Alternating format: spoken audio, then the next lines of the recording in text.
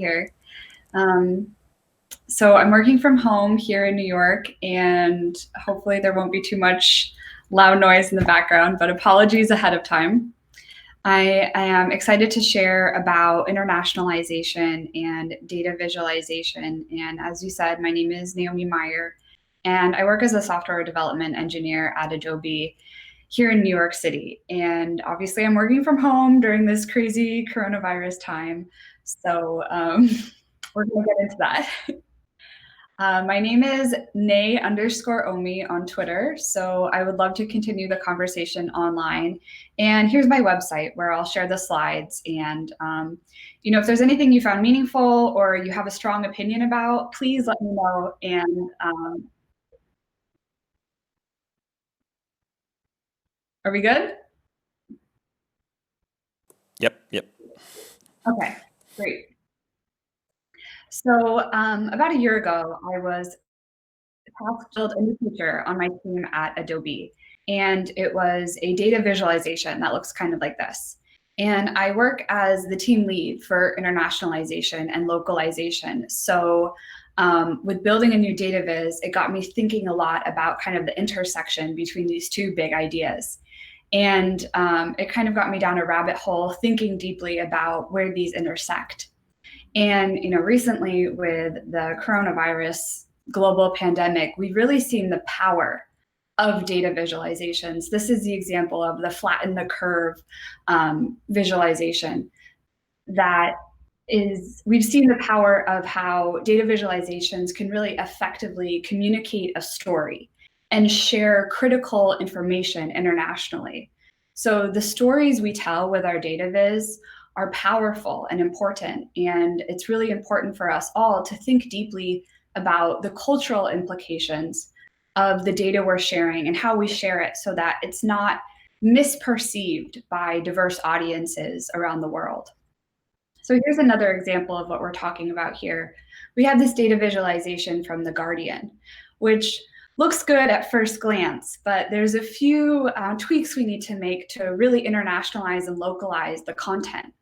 So if we go into the browser and we translate this viz into Chinese, we can see some issues. So numbers, numbers, integers, these need to be formatted correctly for each distinct locale. And then colors. Colors can have different cultural significance and they can really vary across regions. So that's something we have to be aware of on the design side. And then of course, dates and times, these need to be formatted correctly across regions. And if we take this same data visualization and we go into the browser and translate it into Arabic, we can see some right to left language challenges that should be addressed. So clearly there's other, internationalization and localization issues, like the formatting of strings and translating text, but those are not things we're going to get into in this particular talk. Instead, our agenda for today is to go over some definitions. Then we'll get into numbers and dates and times. Then we'll move to right to left and iconography and some emojis. And then finally, we'll end on colors. So overall, the aim of internationalizing our data visualizations is to create experiences that are equally usable, relevant, and meaningful for our users across the world, to really amplify the voices of our global users. And I know there's really exciting third-party libraries like D3 and React Vega and React Viz. I'm not going to get into the guts of those frameworks. Instead, I want to focus on ideas and general JavaScript examples that we can use easily across data viz tools. Because my goal is to encourage you all, my fellow React coders, to try and avoid our assumptions about how we think about data visualizations and try and tell stories with data that the world can more easily understand. So this is a paradigm we often talk about at Adobe, where we have Adobe.com is translated into over 60 distinct locales, where we have these ideas of translation, followed by localization or L10N, and then internationalization or I18N. And these all fall under the umbrella of globalization from an engineering perspective. And then globalization also includes legal and marketing and sales and other, non-engineering business units. But the more I think about it, the more I look at this paradigm, I think there's kind of a greater, higher order component, if you will, that these all fall under, and that's accessibility and really innovation. Because culture is deeply rooted in our thinking patterns, and it affects how our users interact with and benefit from our digital experiences. So internationalization really goes beyond translation. And by acknowledging these cultural differences and celebrating them, we're creating for accessibility, and we're also creating for innovation. Because many of the tools that we love today around the world, things like touchscreens, texting, voice assistants, these were originally built for accessibility for disabled users, and they've benefited everyone. So by broadening our minds and avoiding our assumptions, we are innovating. Internationalization is also really important because if we look at these two data visualizations, they tell a different story. On the left, we can see the number of first language speakers worldwide. And as we can see, English is not number one. The majority of people on Earth do not speak English as their first language. But if we look at the pie chart on the right, we can see that the majority of digital content online is in English. So I see this as an opportunity for us to expand our digital content to more languages. So let's talk about how we do that. Let's get into numbers around the world. So I love looking at this because this is a representation of how numbers really vary across the world. And this is 0 to 9 in so many different fonts and languages. And I think numbers are beautiful. So let's talk about how we can format numbers in JavaScript. So instead of hard coding an integer, we can use the native JavaScript API, the INTL object, and it lets you create a reusable formatter instance of a number. And this supports locale-aware number formatting. So since it enables, if we use this reusable formatter instance that takes the arguments of locale and number, we can return this long number of 123 trillion in any locale supported in JavaScript, which is many. So if we look at how that works, we can see in English, we see that 123 trillion number, and there's a comma every third integer. In German, instead of a comma, we include a period. In Russian, we see a space. And then interestingly, if we look at Tamil and Hindi, the comma is included in a different location within that integer because they have a different base number ordering system. So by using that formatter, that reusable formatter instance from the JavaScript INTL object, we can correctly format these large numbers with the right punctuation and the right location of that punctuation. So let's look at an example of another number formatting bug, right? So if we look at Gapminder, this is a great visualization tool. But on the axes there, we can see in Russian that the 16,000, 32,000, and 64,000 integers have the K for 1,000, which is what we do in English. But that's not the correct way to shorten 16,000 in Russian. And similarly, we can see that bug in the Arabic version of Gapminder. But we can use that same JavaScript INTL number object and include notation as compact. So this is a really exciting proposal to JavaScript. And I think it's really exciting because if we look at this number format compact notation function, we can see, again, a significant variety across locales. So in English, we see the 1, 2, 3, comma, and then the T there for trillion. In German, the period with different text. And again, there's the locale-specific symbols in Chinese, Korean, Tamil, Hindi. And we see in Arabic and Farsi, the text is reading right to left, which is what we're going to get into later. But this, in a data visualization, we often want to shorten our large numbers because we want to make our integers more human readable. So by using that notation compact parameter, we can really improve our data visualizations. So in addition to notation compact, we also have notation scientific as optional parameters to pass. And here we're passing the style as unit and the unit as meter per second. And I have a link there for more information about this proposal to the INTL number format. I've seen recently, with the coronavirus, a lot of scientific notation used in data visualization. So this is a great opportunity to get that locale sensitive version. We can also pass notation as engineering. And big shout out to Matthias Baynards and Shane Carr from Google, who are including these INTL format notations in the TC39 proposal of JavaScript.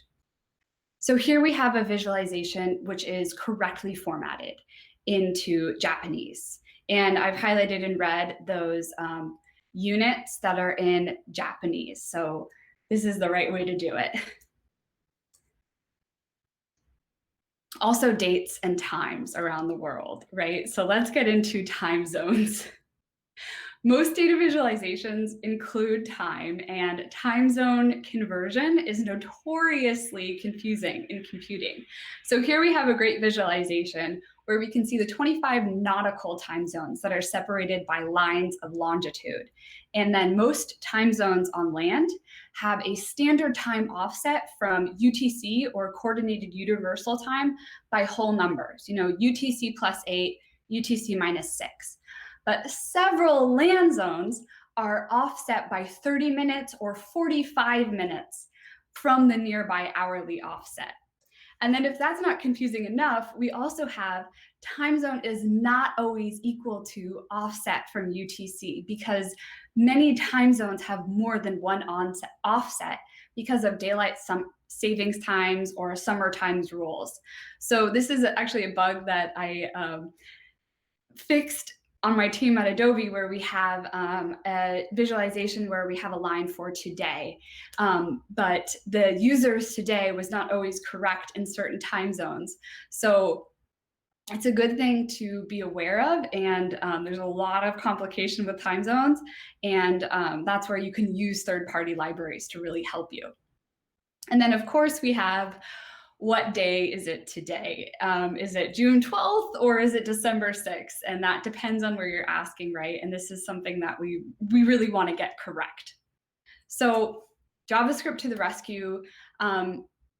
Here's an example of the INTL object where we are passing the date time format. And there's a lot in here. I recommend reading more on MDN about the INTL object. You can do a lot of cool things. This is something that I feel like most people don't know about, where you can format a range. So here I'm passing in a date as a start date and an end date, and then we can see the range of that day of December 3rd through the 6th, 2019, and see that wide variety across locales there, which is, I think it's really exciting. And then in addition to the JavaScript INTL object, you can use React INTL, React I18 Next, Moment for dates and times, and then Facebook recently open sourced their FBT tool for internationalizing your code. So shout out to them. And then here we have MDN, more of the experimental additions to the INTL object. And I really hope as a JavaScript community, we can continue to add to this internationalization object, because then we don't need to load additional libraries, which can negatively impact our performance. So let's move on to right to left around the world. Arabic is the 5th largest language in the world. And if we add in Pashto, Urdu, Farsi, Kurdish, Hebrew, we have many hundreds of millions of users whose language is right to left. So let's talk about how we can think about right to left languages. This is an example that is often cited, and I'm not even sure if it's 100% correct, but the story goes that in Saudi Arabia, Coca-Cola advertisers built this storyboard where they thought in their left to right context, it would make sense to have a advertisement that said, someone's lying in the desert, they drink Coca-Cola, and then they run and they're happy. But they forgot that in Saudi Arabia, people read right to left. So in the right to left context, the ad went, someone's running in the desert, they drink Coke, and then they're lying on the desert. So it was sort of a fail of a right to left ad. Similarly, we can see this example from Lebanon, where all of the text is reading right to left. And then we can see those cute icons there where we start on the green on the right and move to the left. And right to left is kind of a mental shift where most left to right users, like me as an English speaker, I will usually look at the top left of the page or of a data visualization. But right to left speakers will instead look to the top right. So we have to kind of have a mental shift there. And then, here we can see text, and all of the text or characters are reading right to left. But numbers are handled differently. So numbers are bidirectional. English, German, French, these are monodirectional languages where the text and the integers all read left to right. But for many right to left languages, like this example in Hebrew, we can see that the text is reading right to left, but then the numbers are left to right. So we have multiple directions happening in line in the same line of text. And then, if we include user-generated content, like if someone types in their name, then we can have many lines happening simultaneously with this bidirectional numbers.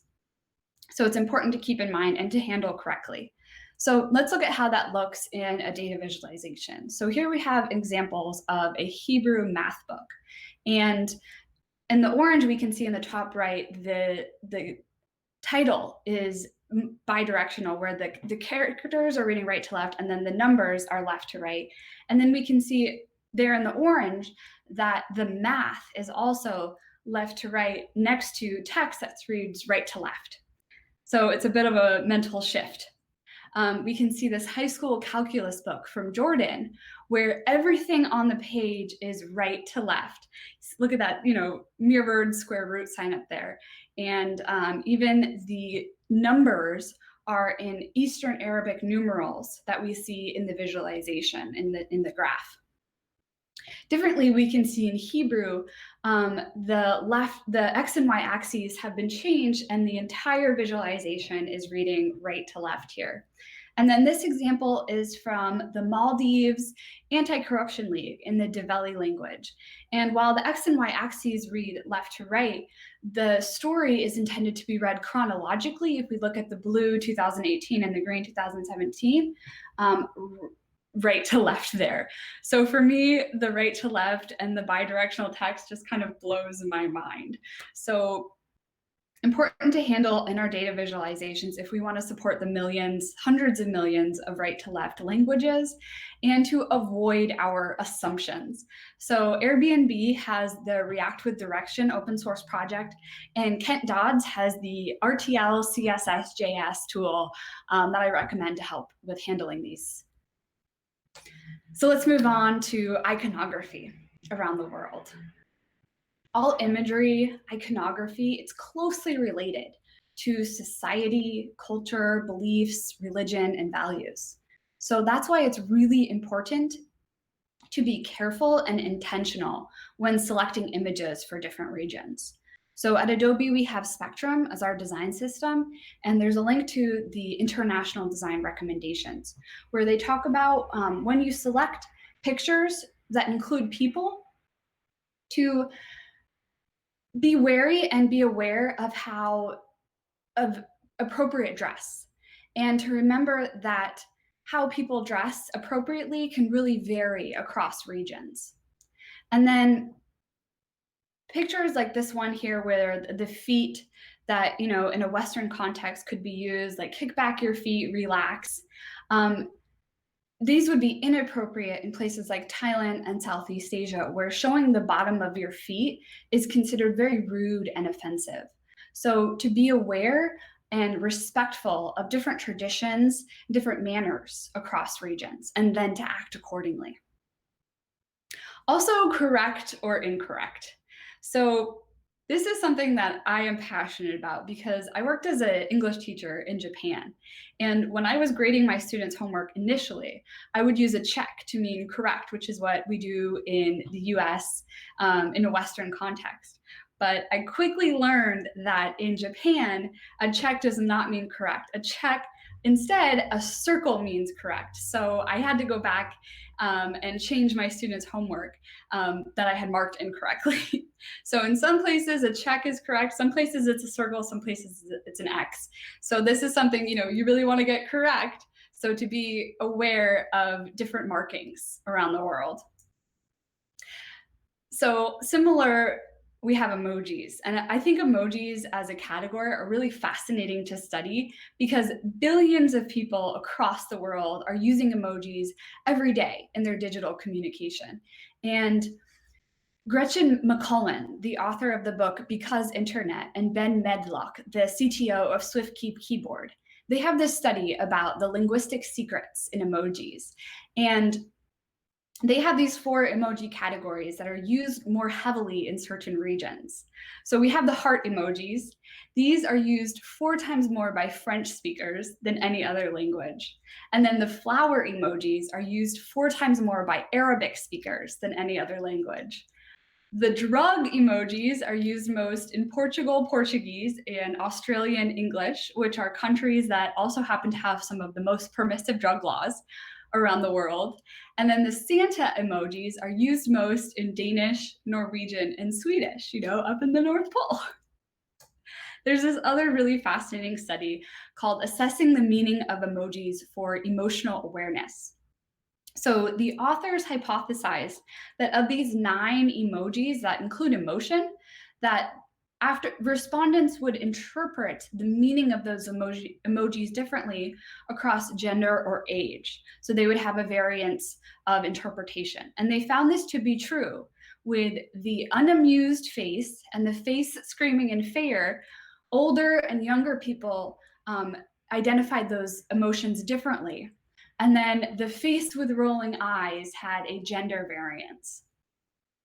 So overall, with emojis, it's really best to avoid gestures, sarcasm, and slang because these are difficult to translate and they're often mistranslated. So a good example of this, in the West, in the US where I grew up, this gesture means no and this means yes, the head shake. But many of my colleagues grew up in India, and they have a similar head shake gesture, which for them means okay or yes, I understand. So that could be translated completely opposite ways based on who's doing the translation.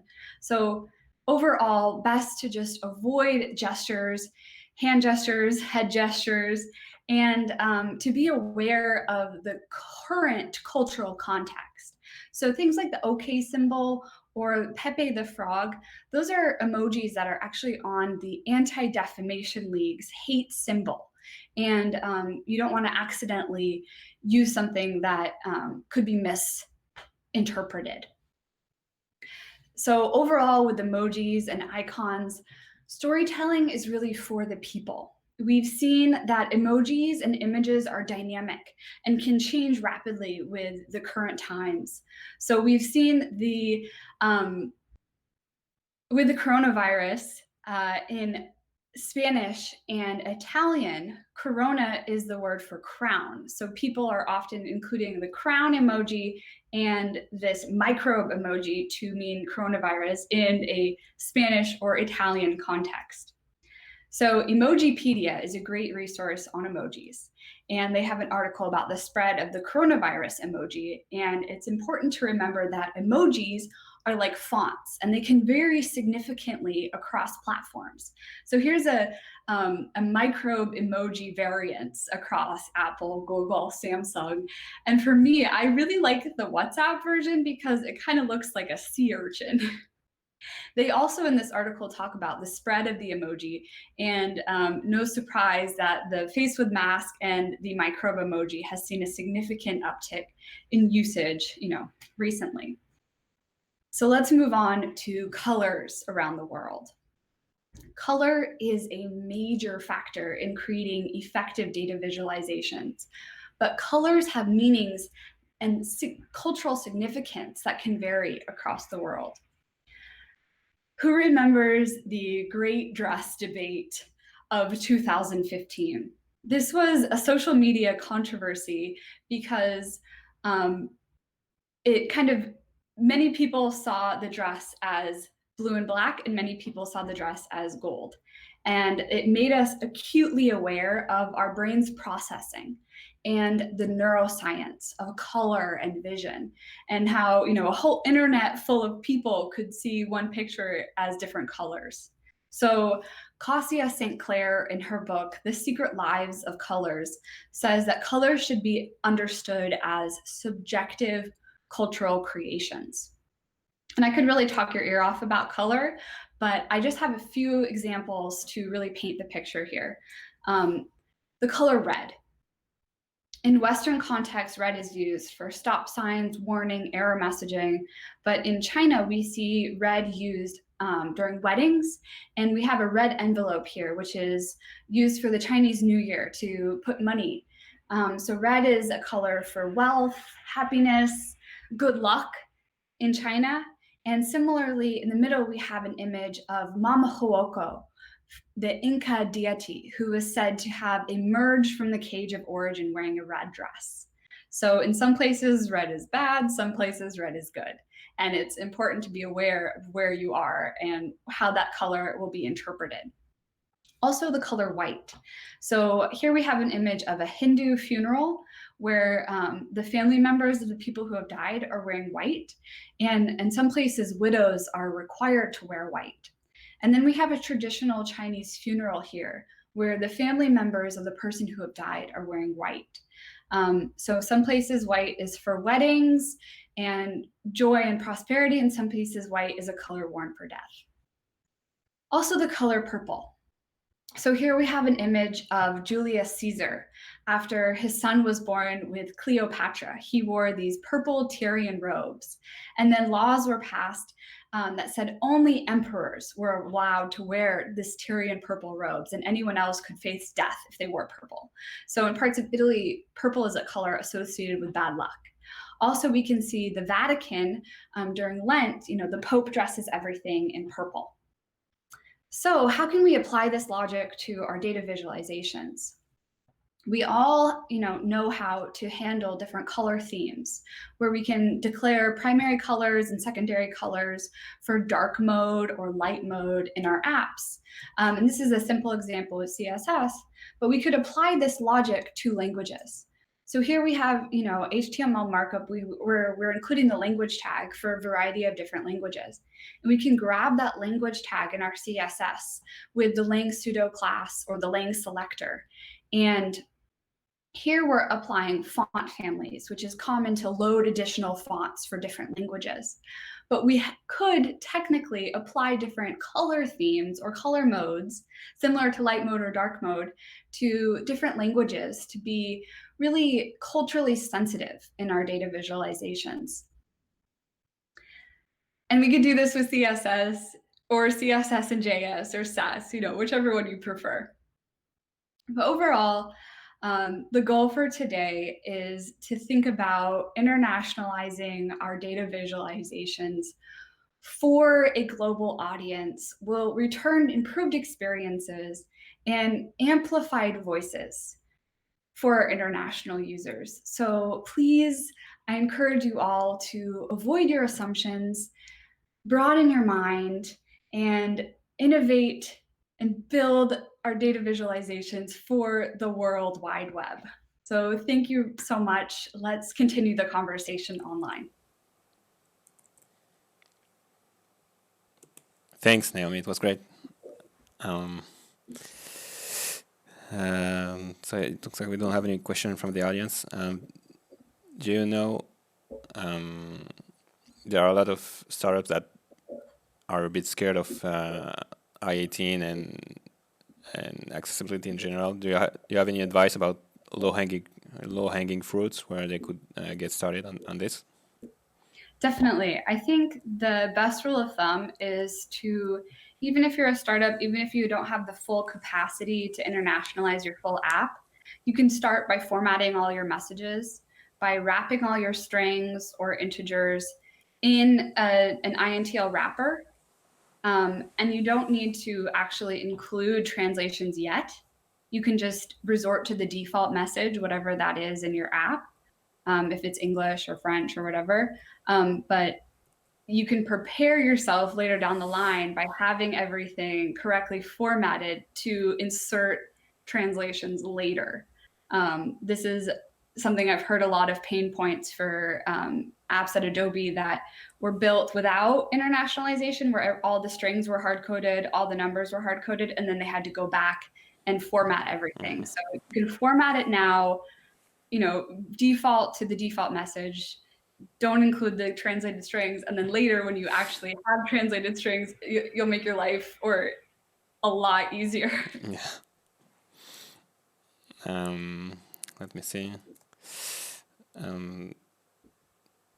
How about, like you mentioned, graphic about errors and things like this? Sometimes the whole artwork needs to be translated when you need to do like a left to right or right to left. And would you advise not using artwork if possible, just using icons? I think it really varies on a case-by-case basis. And if you can, something that is general advice for internationalization is if you have an image, if you have text included in the image or a number included in an image, instead of just displaying the image with the text directly there, in the PDF or in the icon, to extract the text, extract the image, and put that in your HTML markup, because then it can be translated through the browser, or later down the line, you won't have to change the image, you'll just change the translated text. Does that make sense? Yeah. Okay. Well, I had no idea about INTL. It seems really convenient. I guess I'll be using it in my project. And how about like doing right to left with layout? And this is kind of scary also for most developers. Do you have any advice? The tools, there's great tools available to help you, and don't be scared. It's okay. Well, I mean, scary in the sense that it's a lot of work, and usually the managers don't want to budget for it. Yeah. Definitely, it is a business decision to handle right to left, and I think it's important to help users, navigate in their native mother tongue. They're going to have a better user experience, and particularly, for warnings and error messages, we share some really critical information in our apps. And if our users can't understand it, or if it's not in their right to left context, they're going to have a really negative experience. And we've seen, with this virus, like how important it is to share important information and make our apps accessible for the world. Because maybe you're just a small startup doing 3D printing and you didn't think you needed to internationalize, but now maybe with coronavirus there's a lot more international users who are wanting to understand what's on your app. Okay, makes sense. Okay, well, thank you, Naomi, and everyone, don't forget to follow Naomi on Twitter. It's, let me check, NAE_OHMI. And is there anything else you would like to add, Naomi? Or No, thank you so much. I really appreciate it. I hope everyone takes care out there. okay, you take care too. Thanks. All right, all the best. Okay, cheers. Bye. Bye-bye. Bye bye.